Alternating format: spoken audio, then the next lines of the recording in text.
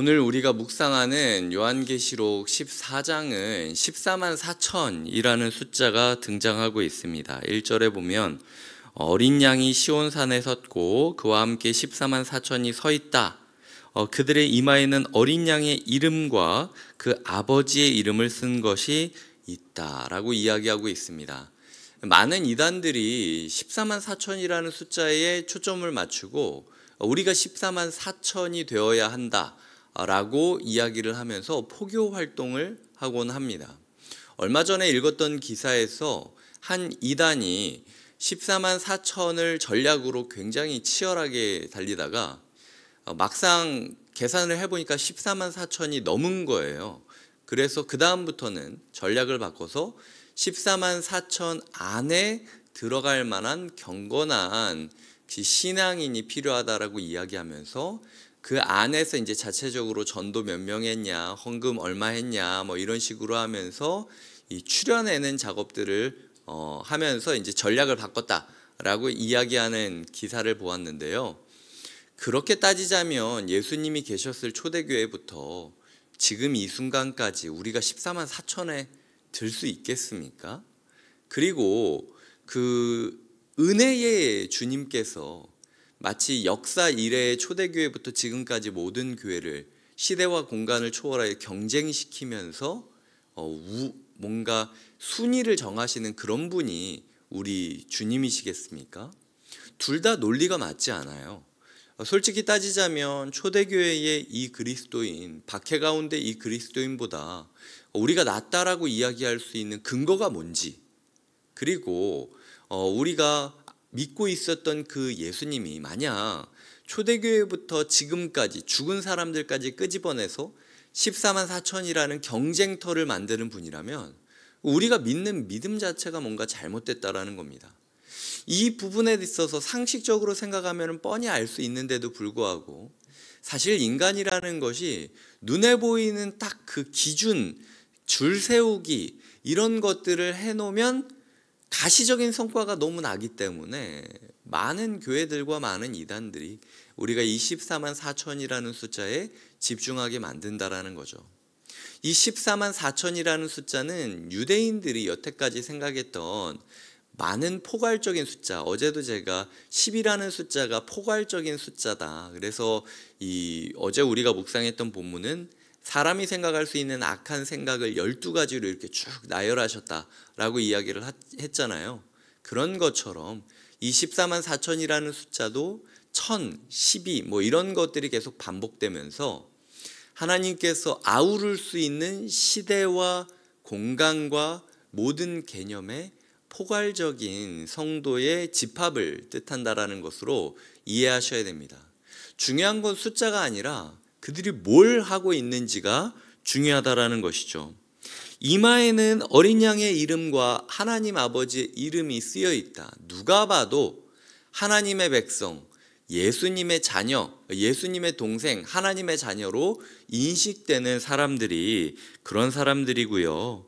그리고 하늘에서 정말 많은 사람들의 목소리가 악기 소리처럼 들리는 것처럼 들리고 3절을 보면 그들이 보좌 앞과 내 생물과 장로들 앞에서 새 노래를 불렀다라고 이야기를 하고 있습니다. 새 노래를 부르는데 땅에서 속량함을 받은 14만 4천 외에는 능히 이 노래를 배울 자가 없다라고 이야기를 하고 있습니다. 이 노래가 뭐냐? 15장 3절과 4절을 보면 하나님의 종 모세의 노래, 어린 양의 노래를 불러 이르되 주 하나님 곧 전능하신 이시여 하시는 일이 크고 놀라우시도다. 만국의 왕이시여 주의 길이 의롭고 참되시도다. 주여 누가 주의 이름을 두려워하지 아니하며 영화롭게 하지 아니하오리이까. 오직 주만 거룩하시니이다. 주의 의로우신 일이 나타났음에 만국이 와서 주께 경배하리이다 하더라 라는 노래를 부른다는 겁니다.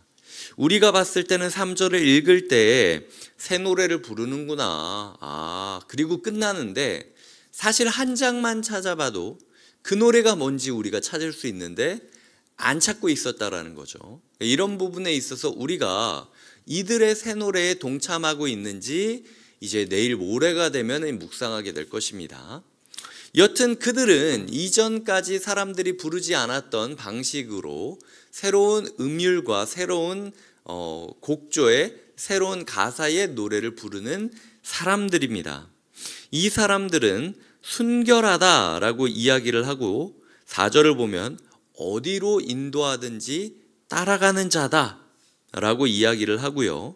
5절을 보면 다시 한번 그 입에 거짓말이 없고 흠이 없다라고 이야기를 하고 있습니다.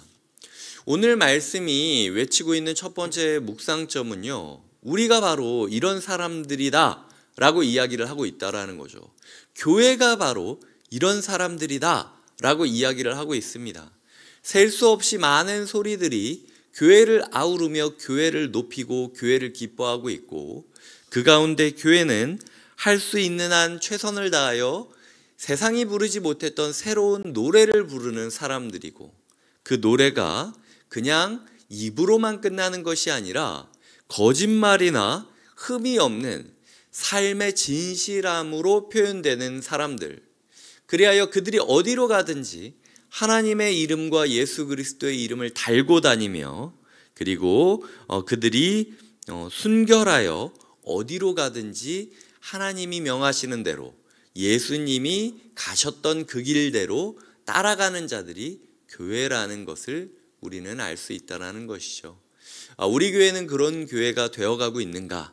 우리는 그런 성도가 되어가고 있는가? 라는 부분에 있어서 정직하게 우리를 돌아보면서 살아가는 것이 필요하다는 것입니다.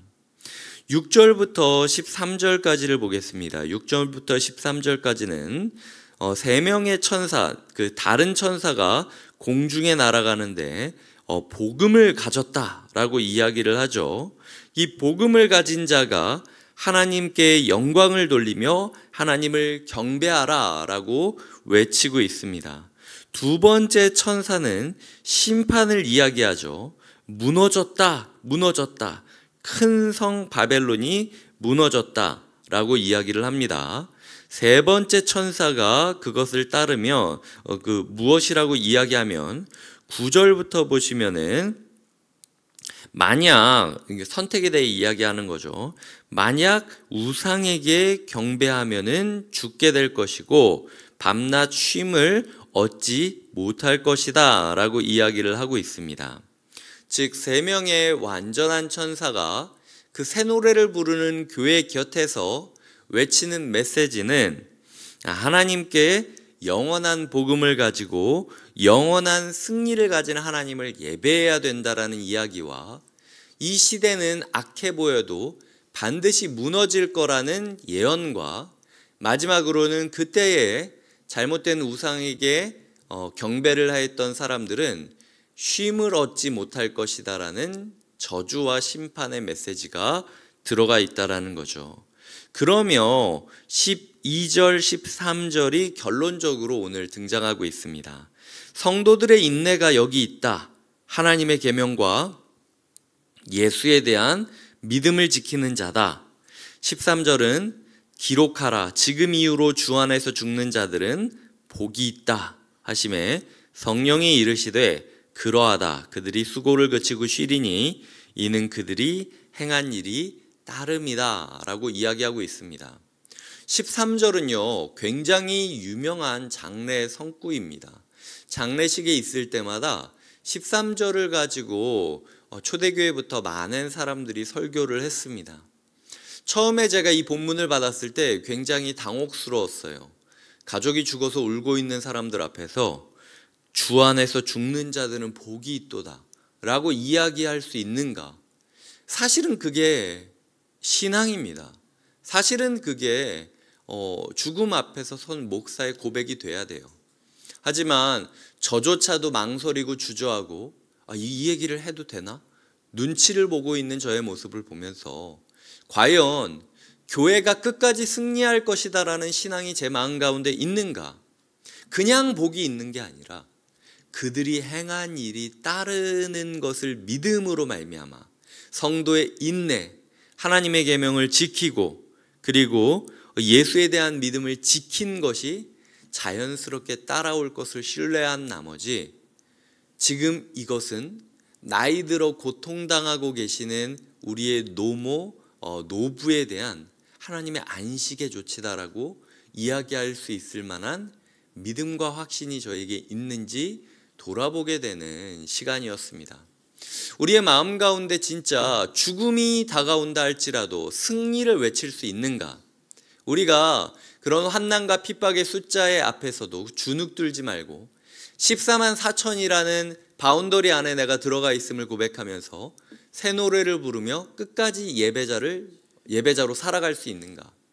아까도 이야기 드렸지만 하나님을 예배하는가 우상을 예배하는가가 교회의 초점이라고 이야기합니다. 결국은 하나님을 예배하는 자들은 하나님이 주신 계명과 예수 그리스도께서 가지셨던 믿음을 따라가는 거죠. 하나님은 예배를 예배답게 세우기 위하여 애쓰셨고 예배의 모퉁이 돌이 되어주심으로써 예수님의 사역이 매듭지어졌음을 기억해야 될 것입니다. 교회를 위해 기도해 주시기 바랍니다. 우리 교회가 예배를 예배답게 드릴 수 있는 교회가 되기를, 우리의 아이들이 예배를 예배답게 드릴 수 있기를, 그리하여 어떤 상황이 펼쳐진다 할지라도 교회는 승리한다라는 믿음 가운데 우리가 하나님께서 우리를 통하여 행하시는 역사를 바라볼 수 있기를 기도해 주셔야 된다라는 거죠. 개인적으로는 13절과 12절을 붙잡고 기도하시길 바랍니다. 하나님, 제가 제 마지막 순간이 왔을 때 복이 있다라고 이야기할 정도의 인생을 살고 있는지 돌아보게 됩니다. 정말 쉬지 못하는 우상 숭배자들과 달리 나는 이제 여태까지 내가 했던 일이 자연스럽게 따라올 것이기 때문에 주 안에서 죽는 것을 복으로 여긴다. 마치 어떻게든 죽음을 피하기 위하여 1분 1초까지도 하나님 앞에 기회를 달라고 이야기하는 것에서 벗어나 지금 나는 주님 안에서 안식을 얻는 것이고 언젠가 승리의 순간에 14만 4천과 함께 노래할 것을 믿는다라는 신앙 고백을 하며 살아갈 수 있기를 기도해 주시기를 부탁드립니다. 교회는 승리한다. 이것이 오늘 말씀의 핵심입니다. 정말 우리의 삶에도 교회는 승리한다라고 이야기할 수 있습니까? 돈이 승리하는 거 아닙니까? 숫자가 승리하는 거 아닙니까? 권력이 승리하는 거 아닙니까? 언론이 승리하는 거 아닙니까? 교회가 승리합니다. 그 믿음으로 우리가 승리의 주님을 따라 승리의 교회를 높이시는 하루가 되시길 주님의 이름으로 기도드립니다. 기도하시겠습니다. 하나님 아버지, 오늘 말씀을 가지고 우리의 삶과 우리 교회의 모습을 돌아보며 기도합니다. 교회가 어떤 일이 있다 할지라도 승리하고 승리하는 교회는 예배하는 교회입니다. 예배하는 교회는 세상이 알지 못했던 새로운 노래를 새로운 방식으로 부르는 사람들임을 깨닫게 하여 주시옵소서. 예수님의 이름으로 기도드립니다. 아멘.